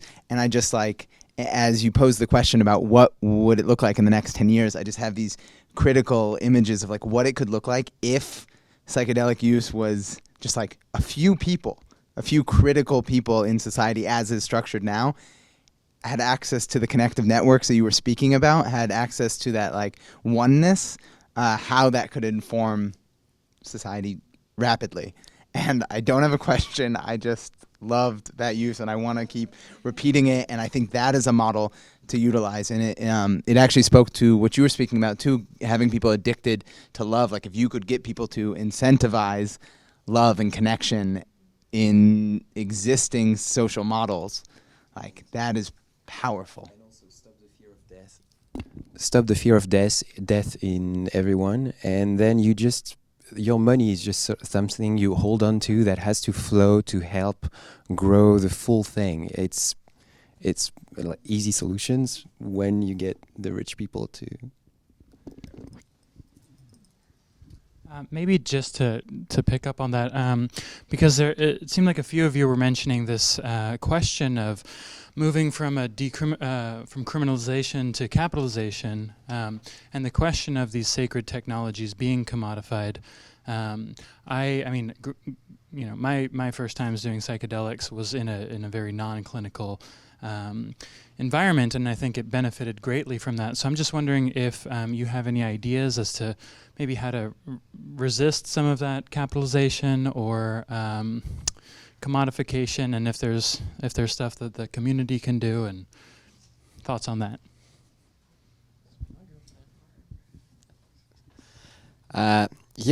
This is a super interesting topic and question. I think one of the more controversial and probably divisive topics right now is, what do we mean by the medicalization or the commercialization of psychedelics? This is going to be the special theme of the next MAPS bulletin that Bien and I are actually just starting to work on now, is psychedelics and commercialization.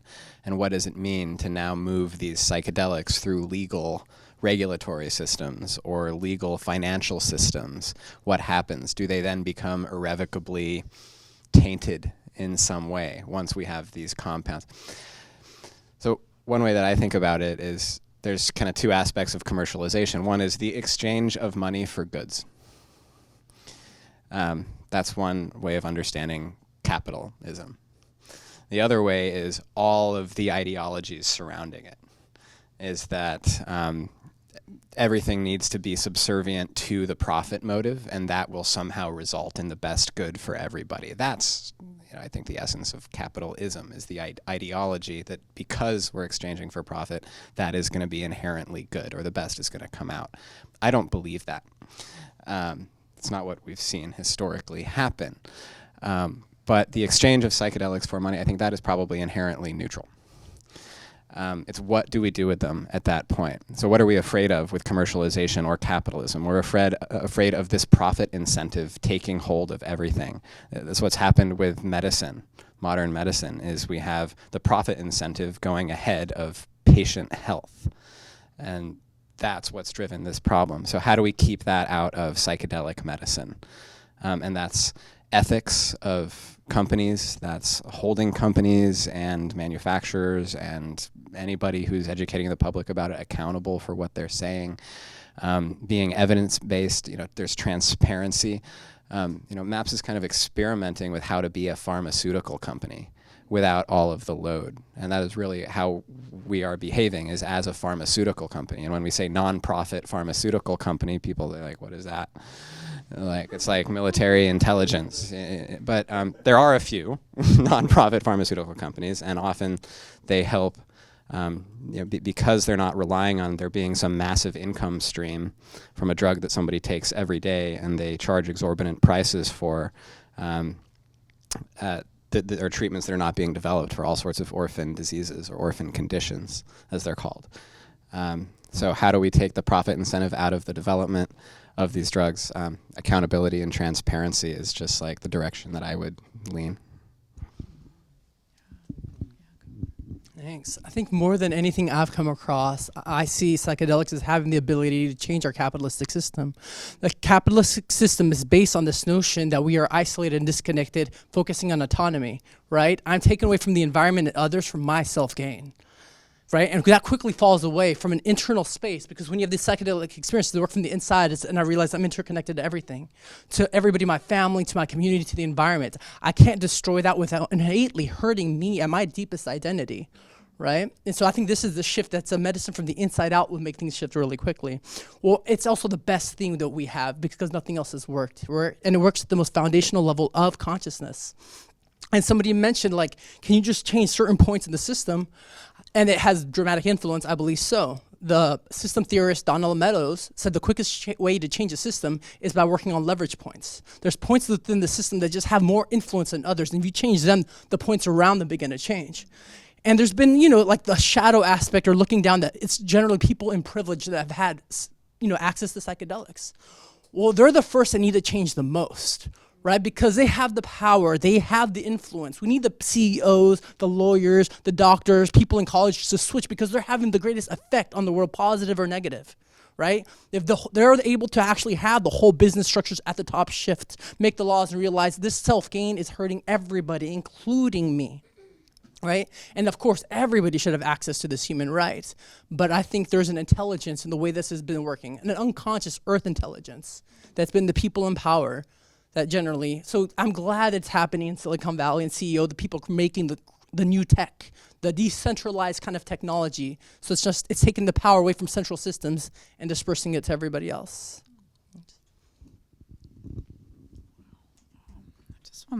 Wow. I love you all. This is so great. I've been blessed to be friends with these two for quite a while, and Danielle and I are, but it's like every time I get together with people in this community, it's like we just keep up-leveling, and it's just amazing. It really is. It really is. It's very special. Something that came up as you were sharing, Jahan, that I just want to give some voice to. I think a lot about, how do these medicines work? We have these wonderful, bits of information about receptors and, psilocybin docks in at the 5-HT2A, and it has more affinity than serotonin itself. And then we've got these downstream ripples of cellular changes and blah, blah, blah. That's all really interesting. And I think a lot more also about what's the phenomenology of the experience and what's happening on these other levels that are beyond what we could potentially measure at the level of a receptor. And something that I think I have thought for a couple of years now might be one of the mechanisms of action of psychedelics, entheogens, is that they help us to get in touch with our humility. And when we get humbled, we get really in tune with how vulnerable we are, right? We spend a lot of time, especially in the Bay Area, kind of peacocking around and puffing up our pretty, fluffy little things over here. I know I'm doing it too. It's like, but we do that. And so when we get in touch with our humility and our vulnerability, I think that it puts us into more intimate contact with ourselves.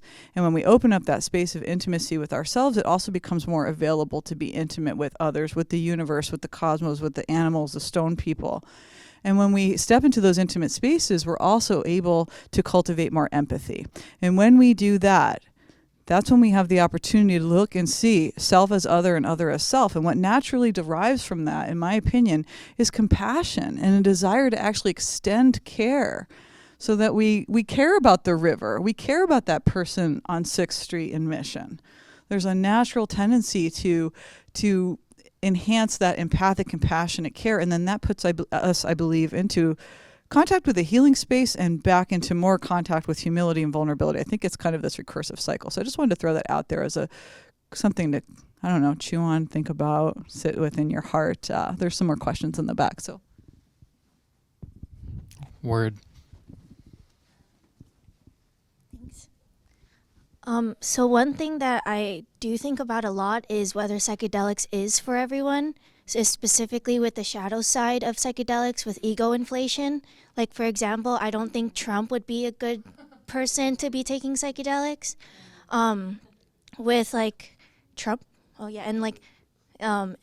although humility, compassion, and empathy seems to be the biggest theme that happens with people taking psychedelics, I'm very wary about people in power taking it because they think that they're going to save the world, or be the next neo-shaman of America or something like that. I just wanted to bring that out there. So do you guys have any thoughts about the shadow side? Because it's not really talked a lot about.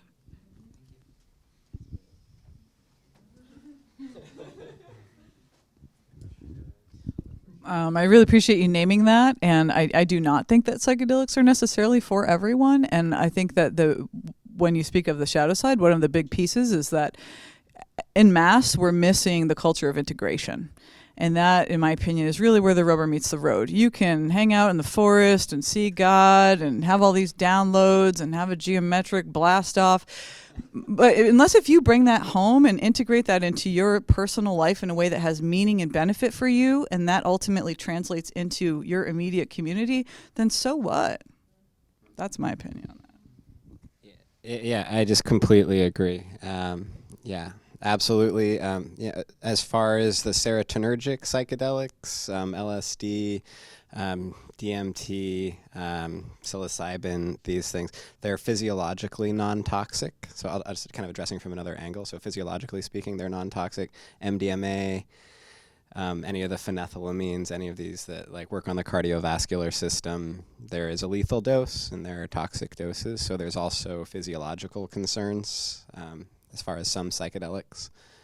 And yeah, I think preparation, integration, and the context of the experience are so key, and would definitely never, just because in a clinical context you can heal, some people in some settings can heal PTSD with MDMA. That doesn't mean that taking ecstasy at a rave is going to do anything good for your PTSD.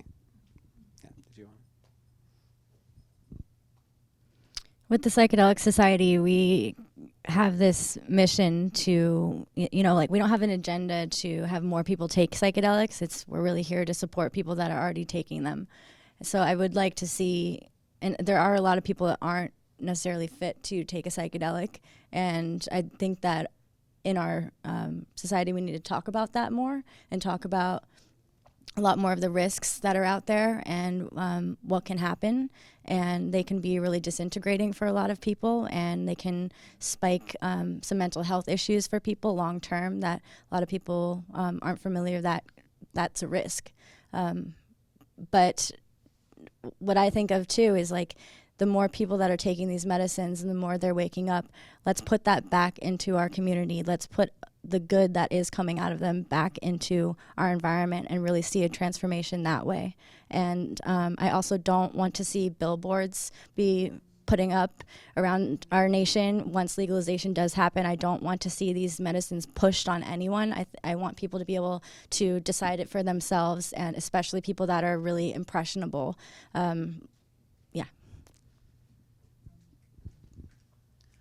Just want to add one thing before I pass it to you, Jahan. How many of you have seen Jamie Wheel's YouTube call? I think it's called "Is the Psychedelic Renaissance Doomed?" Okay, check it out. He uses a term that I really enjoy wrapping my head around. He says we have to be wary, essentially, of digitally fueled psychedelic narcissism, and that I think is one of the shadow aspects. Is some people think it's just like cool to have an ayahuasca experience like in Marin County and post about it on Instagram. And that is real, like that's happening out there. So just being mindful of narcissistic tendencies to be experience junkies.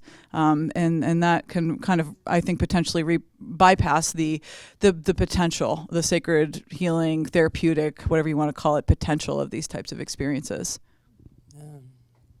Thanks. And again, thanks for that really good question, feeling either the megalomania or like I'm here to save the world. Because that's happened so many times for a lot of people I know with psychedelics too. Of like, let's do it. Either they're going to save everything or I'm the one to make it all happen. I think the Western model, something it is bringing into the conversation, is that generally there's preparation and integration sessions.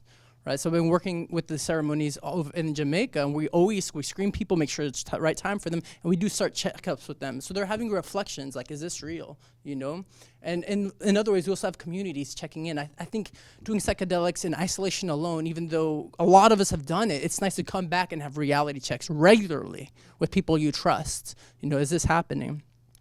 And this is just my thought from what I've seen so far. It's something I've seen different with mushrooms with a lot of the other ones. Like I'm a fan of all of them, but something compared with LSD, for example, and mushrooms is with LSD, I might get a heightened awesome sense of self where I feel really great about myself. While mushrooms for me has always put me in check and made sure I'm super humble. Like whatever goes there, it will make me grovel, like on the ground. It will hurt until it's gone, And because I see that's what it is in nature. It breaks things down, until whatever is left is just what's kind of true. And again, that we can do it on ourselves, and it can be super scary to do ourselves, but then I think the support system is needed, and that will be more available, when society removes the stigma and we encourage, this use, that people can go and get help and have a container for these experiences. I think I'm going to have a couple of questions at a time. I'm going to start over here. Hi. I kind of don't know where to start, but I'll try to make this brief. So I'm a therapist. I work in a hospital, Department of Psychiatry, We have the same people that come in and out for years.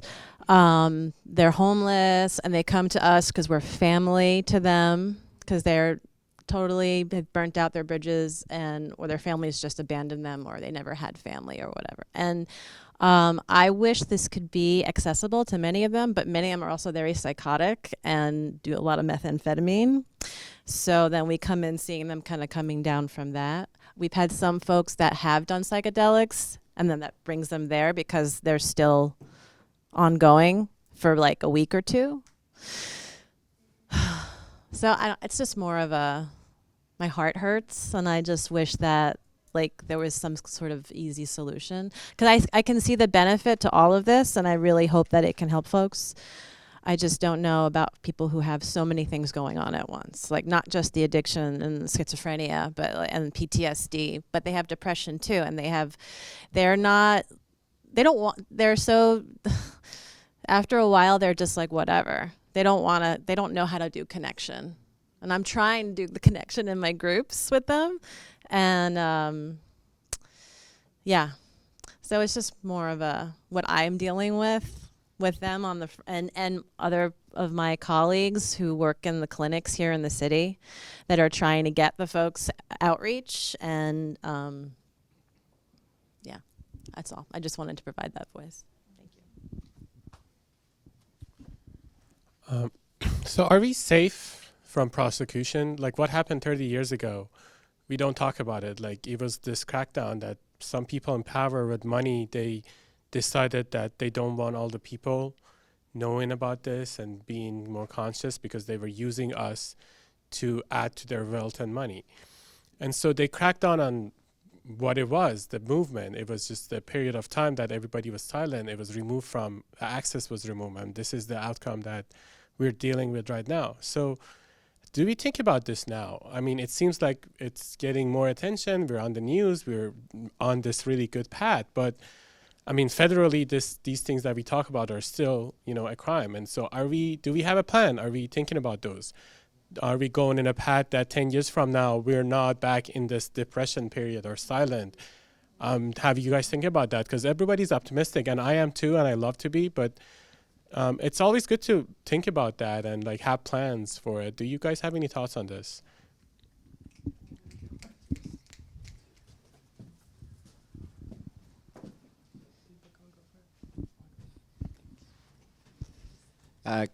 Great question. Yeah, it's this fear of a backlash, right? That we're going to achieve so much success, and those in power are going to decide, this is too much, we like the status quo too much, we're going to shut this down. It's definitely a fear, and most of MAPS's mission and our public positioning and the work that we do is intended to prevent that from happening. So back in the day, in 1970, the 1960s, those who were using psychedelics, they were political radicals, at least those who were talking about them very vocally. They were political radicals. In addition to using psychedelics, they were also calling attention to the Vietnam War and a number of atrocities that the US and other governments were conducting at the time. The other group that was using drugs that were criminalized in 1970 and before were minorities, non-Caucasian people. So the federal government realized that, well, okay, and this is actually documented. Some of Nixon's advisors have actually stated this on the record in the news, that the purpose of the war on drugs was specifically to lock up and criminalize political radicals and minorities, because they realized they couldn't make the people illegal, but they could make the drugs that they were using illegal. So that was a political, intentional effort at the time to shut this down. At the time, those who were proponents of psychedelics, Timothy Leary, one of the most known, and those who were screaming and yelling about how great psychedelics were, they were positioning themselves as countercultural radicals. They wanted to tear everything down. They wanted to pour pig's blood on President Nixon. They wanted to occupy the White House. And they were terrifying to the status quo and most people. We're not doing that now. We're working directly with government regulators. There were no FDA, federally regulated clinical trials of psychedelics at any point in the past. We didn't have support from major celebrities. They weren't in major TV shows. So they're already more mainstream than they were at that time. That doesn't mean it can't happen, and there are things that can happen to make a backlash more likely as far as the clinical trials and the mainstream visibility. That could be things like ethical violations by psychedelic therapists. It's a major one. That could make the whole thing look really, really, really bad. Even if it's just one person, even if they haven't been trained, even if it's underground, even if it's anything, it can still really work against us. So especially in the therapeutic community, it's especially important to self-regulate as we're moving forward here, because that's one of the worst things. It's not going to be the end of the world because we have so much evidence and so much momentum, and there have been ethical violations of therapists who were formerly associated with MAPS' trials, and the whole thing didn't come crashing down. So I think there's some staying power. We're trying to be very careful. Also not to exaggerate. I'll just say this, also just not exaggerating, not being proselytizers, not coming out and saying everybody should use these drugs or that we're going to put it in the water supply. I think being really conservative is going to carry us forward. Yeah, I really appreciate what you said about being conservative. I think it's important for us to share our stories around how psychedelics are helping us and really come out of the closet, the psychedelic closet at least, and just to move this forward. And I see the power in decriminalization, all these decriminalization of nature efforts. I don't think that this is the last step, but the fact that there's local governments that are passing these resolutions and really recognizing that people are being helped. I think one of the reasons why it passed in Oakland was because we had over 200 people come out to the hearing and share how psychedelics have saved their lives. And, if only 5 people came out, maybe things would be different. And we also promised to the police, the Oakland police, that we would roll out education and we would roll out harm reduction and start to self-regulate. So that's something that we're working on with the Psychedelic Society, is creating programs to educate the public about how these are helping us. So the more as our organizations can educate the public, and that information will ripple out, and hopefully these medicines will be treated like fruits and vegetables, not like alcohol and cannabis, because I see a lot of greed that's happened in cannabis, and it's all about the money now, and it's not about the patients. And I really would like to see this movement stay about empowering the people, not profits. Thanks. Now, for your question, I guess there's two of should everybody take psychedelics. One, it's I also agree, never push on anybody that it should be self-initiated, right? Unless somebody comes to you and asks and make sure their decision. And then there's a screening, right? So it's not something to give in a blanket way to everybody. But about what happened in the past in terms of losing this larger movement and how it can relate till now. Michael Pollan pointed out something really good in his book when he was talking about what happened during the 1960s and 70s with psychedelics. He said, at what point in human history was there such a searing difference between that generation and the one before, from the 1950s to the 1960s, right? People were being initiated into large altered states of consciousness that their parents had no points of reference to, right? So now we have a couple generations that built in from that. They had no elders. We have elders now. We have containers. They had no containers. They were going out in the streets, parties, taking it. We have festivals now. We have large transformative raves. We have Burning Man. We have clinical places. We are in touch now with indigenous traditions. We're pulling all the wisdoms of the past and informing this moment. We're working really hard to create infrastructure, right? So now we have the last 50 years supporting us because people have been changed from them. Right? And I think what happened before is that the generation before was absolutely scared because they could not make sense of what's happening. People that were taken were like, something needs to change and it has to change now. And the other generation could not understand why. Now we're in a place where that generation understands because many of them have had those experiences or they have known people that have had those experiences. So we have support behind us. We have the support of history behind us. Yeah. our therapist, thank you for that question around caring for a lot of the population that probably would not pass the screening test to get into a clinical trial. I'm curious what microdosing might do for that population.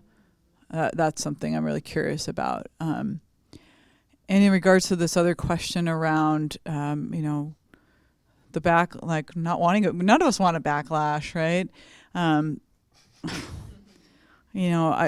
One of the hats I wear is as an educator in healthcare and in psychedelics, and the other hat I wear is as a clinician. I'm a naturopathic doctor, and I'm a proponent of preventative natural medicine and supporting people to look at their diet, their lifestyle, their thoughts, their emotions, and to resource themselves to make good choices in the direction of their health. And one of the things that's happening here in the state of California right now, just to kind of draw a parallel in healthcare to something in the psychedelic movement, is the forced mandated vaccinations. Now it's the reality that if you have a child and they want to participate, you want them to participate in the public school system, they have to be subjected to a series of vaccinations. I find that a violation of constitutional rights along the same lines as cognitive liberty. I don't think the government should be able to tell us what we have to put into our body, like a vaccination, or what we can't put into our body, like a psychedelic. So I just wanted to pull that out. There's lots of layers to these conversations and all throughout our society of like, how can we stand up for what our rights are as human beings, and how can we stand in integrity and be accountable for the way that we ethically show up? Because I think that is going to be an important piece as we might hit a little more friction as we sail forward.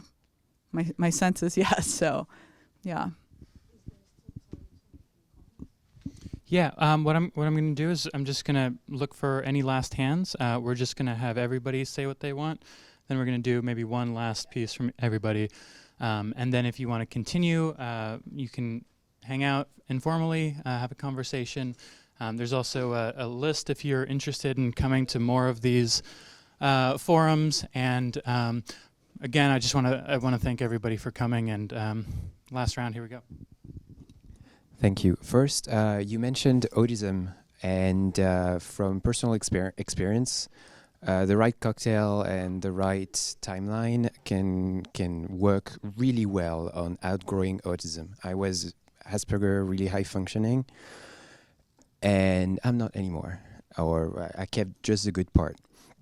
Then saying that some people are not fit for psychedelics is like, everyone is fit for psychedelic, just not every time. Like there are timing in your life when it's not the right time, but everyone could benefit from psychedelic. Saying not for them, it's like preventing them from accessing a fuller understanding of themselves, of the world, and of all there is. Preventing them from healing and waking up as well. So I would suggest never saying psychedelics are not for you, unless you add not right now, given your mindset. Then saying to someone, no, you're not the one who's going to change the world, is people like Elon Musk or Steve Jobs are changing the world because they didn't believe. Even friends who told them that. And so again, that's something I'd suggest you refrain from saying. And nothing good come out of fear. If it's out of fear that you're telling to your friend, no, don't say that, you're going to look like you're an idiot, or you might fail, it's not something that's going to help. And fearing a potential backlash and mentioning, vocalizing it is not something that can help either. It's people are doing their job at MAPS in a good way. They've thought about that, and keeping that in the conversation is just delaying and potentially giving making more fear out of mentioning it. I want to invite people to go to our conference, Psychedelic Liberty Summit, that will happen in in the Brava Mission Theater in April 25 and 26 that is focused exactly on these topics of decriminalization, medicalization, legalization, access, commodification, a lot of the things that are being said here. So it's organized by us, the Chikrina Institute. And I want to bring back to that topic of ego inflation and the shadow side. And I want to share that, I'm a foreigner that I immigrated to the United States 2.5 years ago.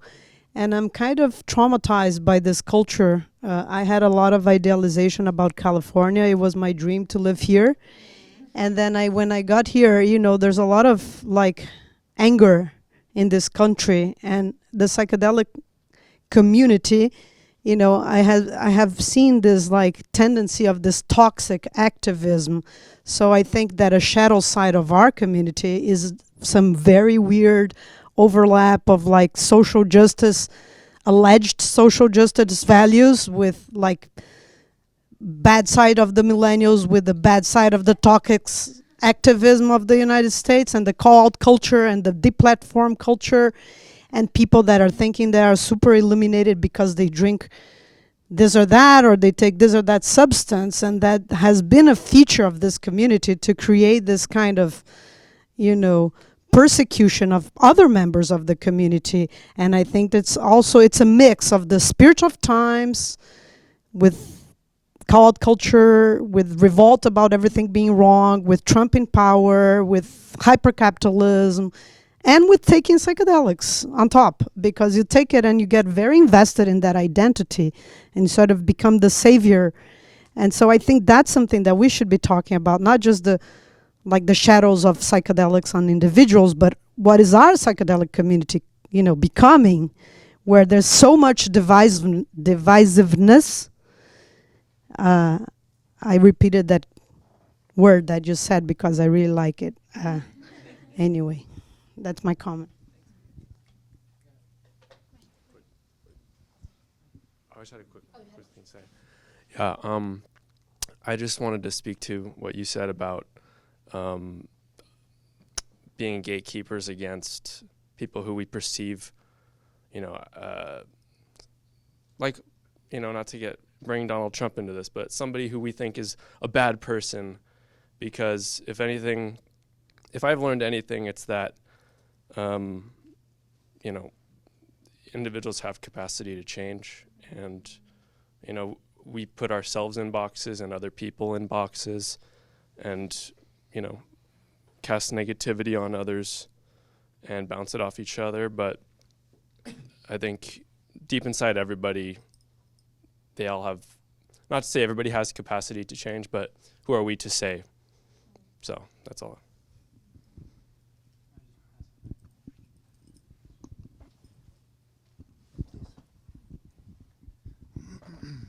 Hi, I'm actually really sad to have missed all of this. I was working downstairs, but I'm very interested in this and wanted to at least be here for a few minutes.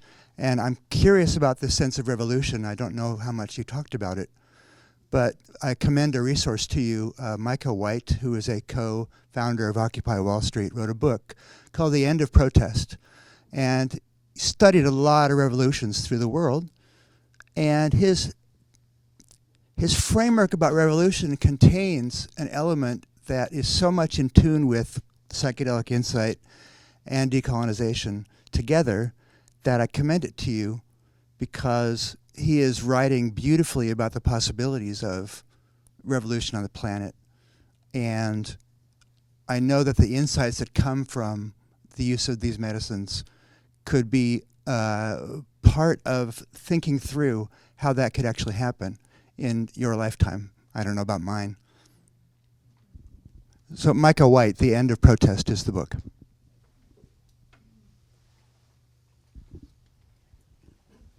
Yeah, I just wanted to go back to something that was said before about the indigenous healing, or the clinical versus the non-clinical. And I was reminded of a sage, a young man, I think he said the whole world is medicine. And it's interesting because he was basically pointing out that the narrative changes. When you the philosopher was the person who was the highest form of healer in that, ancient Eastern world. And the surgeon was on the lowest rung of the healing. And the reason the philosopher sage was the highest form of healer was because he was able to change your mind before it manifested in any kind of a symptom. And we've lost the value of the philosopher sage. That's what they used to call the guru, is the philosopher sage. So healing was happened by working in the mind, the subtle realm, the healing of the mental body, and rearranging the narrative, or bringing the narrative back into harmony with the community. So that's the other kind of, in a sense, we all have an indigenous connection to the Eleusinian Mystery School, which went on for 2,000 years, and they sent you one time to do the medicine, and that was supposed to be enough for the rest of your life, generating enough info to deal with personal and collective unconscious. So, these are things to think about, that we do have roots in this tradition back to the Greco-Roman time, and so we have a right to use medicine. I would say use the medicine that we're close to, instead of traveling 6,000 miles and having the shaman stuck in a forest somewhere. But, it's up to everybody to decide what your indigenous roots are.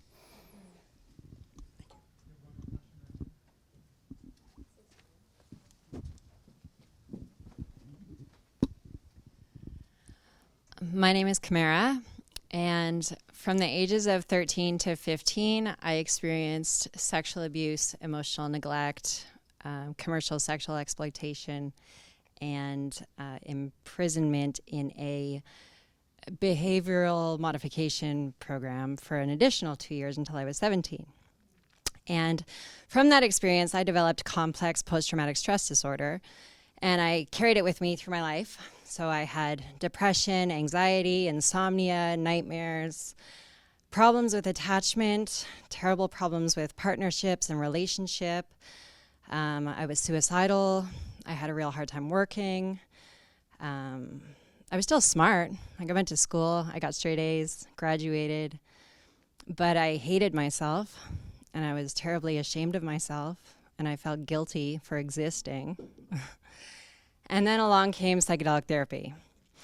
And it was only a few years ago that I experienced ayahuasca, which helped me to find the pain and really dig in there and recognize it for what it was and where it came from.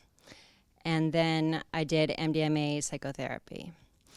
And in that experience, I was able to come to complete self-acceptance, radical forgiveness for myself and everyone who'd ever hurt me, and recognizing that everything that had happened in my life had made me who I am. And to come to that place of self-acceptance and realization was so empowering and so liberating and so freeing that I was able to feel self-love for the first time. And shortly after that, I did 5-MeO-DMT for the first time, and I had a full and complete mystical transcendental experience where I recognized that the underlying unity of everything is this energy that creates all of us, whether it's just everything, just all of it. Do you need to talk? Do I have a question? Sorry. Yes. Sorry, when I get nervous, I talk too much. Now I forgot my question. Yes, so the question is, when I was getting there. When I experienced this mystical experience where I recognized my own divinity and the divinity of all things and the divinity of everyone in this room, then I was able to say, what is my purpose? What is my path? How am I serving my people? How am I serving my family? How am I going to use this life that I've been given to do something with myself? So why would we tell people not to go out and save the world? I don't understand.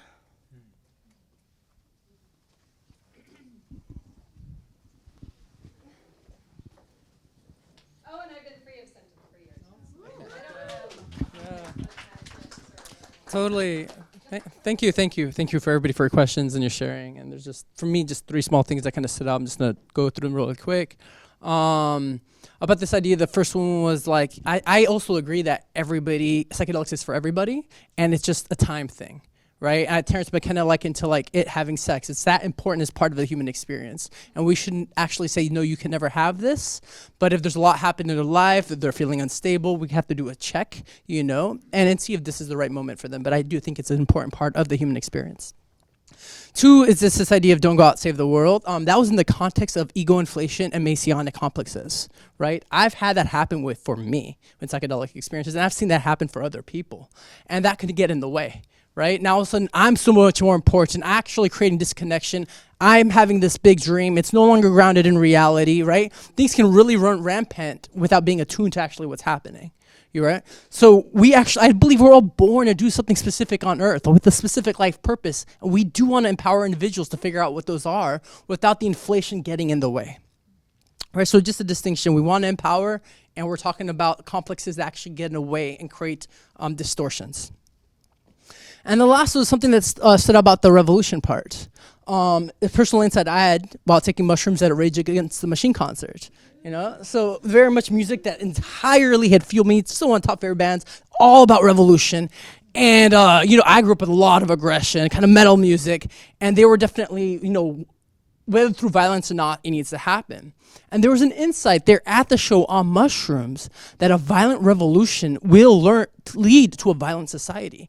That the way we create the revolution will create the world we want to see. The same way the way you create the bricks in the house, each intention, it being kind of an energy, is what creates the house. And so the only way to create a peaceful society is by changing it peacefully. Still be strong, but the method, the intention, and the way we do it does matter. Thanks.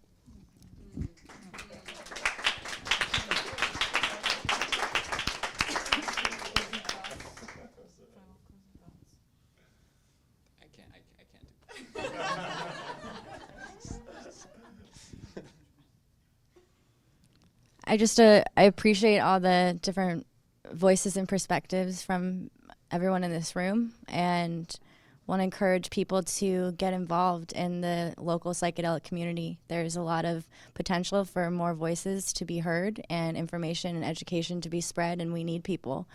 So if you have a specific way that you think that you can contribute to the psychedelic community, now is our time to really take action and be a part of changing the world, and we have an opportunity to do just that. So leaving with that. And thank you so much, Danielle, for the work that you have done. Just absolutely amazing. I've seen Psychedelic Society since the very beginning, just a handful of people in a living room, and what you've taken it to is really beautiful and impressive, and I'd love to see that model taken up by all the psychedelic societies all over the world. There's just so much potential there.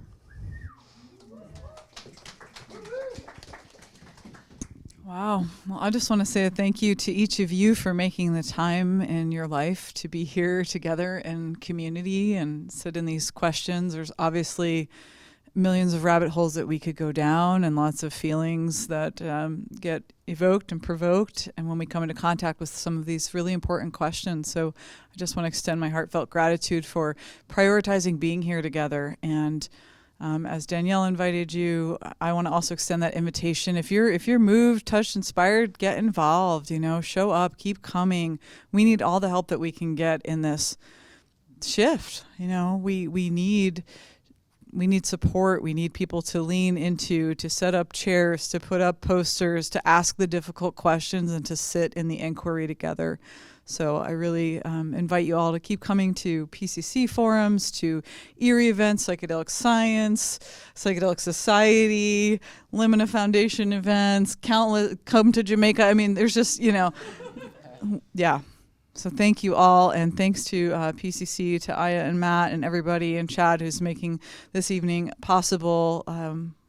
Love to all of you. Thank you. Oh.